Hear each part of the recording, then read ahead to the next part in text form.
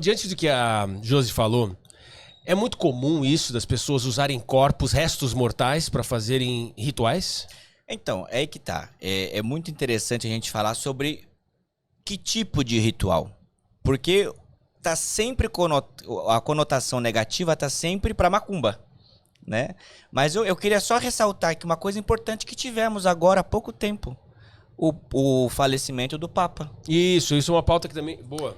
Engraçado que a Igreja Católica, ela detém o poder da necromancia e é dentro da lei, porque eu falei até no gravando hoje aqui, eu falei, o Papa ele falece e ele é velado dentro da igreja. O Papa ele falece, ele é sepultado e enterrado dentro da própria igreja. Ele é velado por 3 dias. Até mais, Até mais, fora qualquer outro procedimento cabível no mundo inteiro. Foge do Quebra protocolo, todos os protocolos, entendeu? Fazem rituais também dentro da questão do Papa, entendeu? Não cabe a mim ficar falando aqui porque eu não sou católico, mas existem rituais fúnebres também católicos.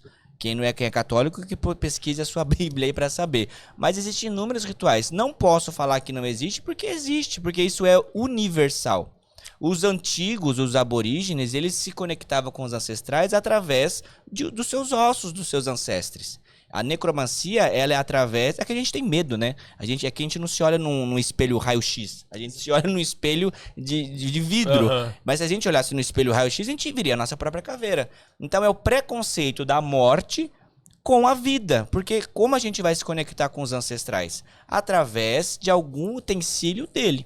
Então, antigamente, era comum, você vê no Museu do Louvre, lá naquele museu lá subterrâneo, aquela parede de ossos, de caveira, e o pessoal acha lindo. Mas por que a Europa? Vai a religião de preto fazer isso, olha lá, pronto, é macumba, chuta que é macumba, é a religião do preto. Então, tenho muito preconceito, eu sou até meio chato em falar sobre isso. É o racismo religioso envolvendo nessa situação. Uhum. Porque o católico pode... Bolsonaro recebeu o coração de Dom Pedro em 2000, alguma coisa aí. Recebeu, não sei se vocês lembram que ele recebeu. Sim. Veio o coração de Dom Pedro. Para que ele recebeu o coração de Dom Pedro? É que o sistema não vai falar, mas ele praticou necromancia. Existem rituais de necromancia para invocar um ancestral daquele artefato. Afinal, para que guardar o coração de Dom Pedro embalsamado no formol tantos e tantos anos? E depois ainda sair presenteando, né? E ainda sair presenteando. Então, assim... É que a corda sempre estoura pro lado mais fraco. Uhum. Mas a resposta mais óbvia que eu posso dar é porque os ossos é um dos utensílios que aquela pessoa deixou fragmentado fisicamente para a gente ter contato com aquela pessoa se caso for necessário e se caso essa pessoa tenha alguma utilidade espiritual. Entendeu? E lembrando que, só uma ressalva... Eu sempre falo sobre isso e deixo bem claro. Não estou falando sobre a religião. Sim. Quando a gente fala de crimes, por exemplo, os que acontecem no cemitério, é o que a gente fala, não existe autorização para aquela pessoa estar ali fazendo aquilo.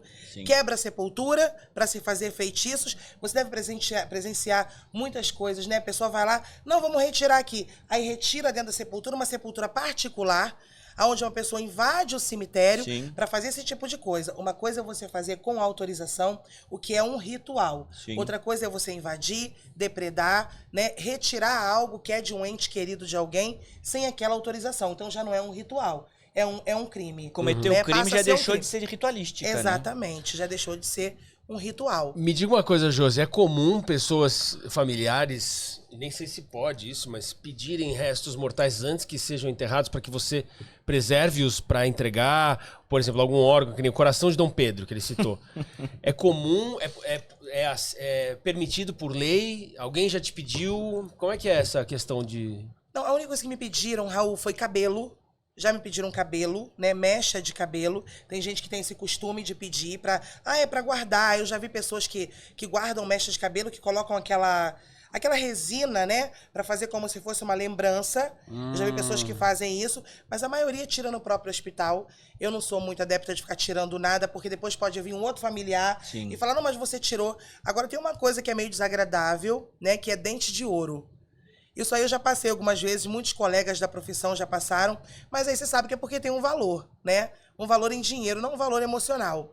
Ah, ele tem um dente de ouro, você pode tirar? Pra mim, não, querida, eu não posso tirar. Se você quiser, ele vai pro velório, aí lá no velório você abre a boca dele, você retira, na frente da sua família, aí é com você. Mas eu não posso retirar. Que você já pensou, eu retiro e dou para um filho, para um irmão. Sim. E daí a pouco vem um outro filho, um outro irmão. Cadê o dente? Você retirou. Então eu estou praticando um crime, eu estou violando, eu estou retirando algo de uma pessoa que não faz parte da minha família, né? Que não é meu, eu estou retirando e dando para outra pessoa. E como é que prova depois? Não, você não me deu. E aí quem responde por esse crime é o profissional que fez isso.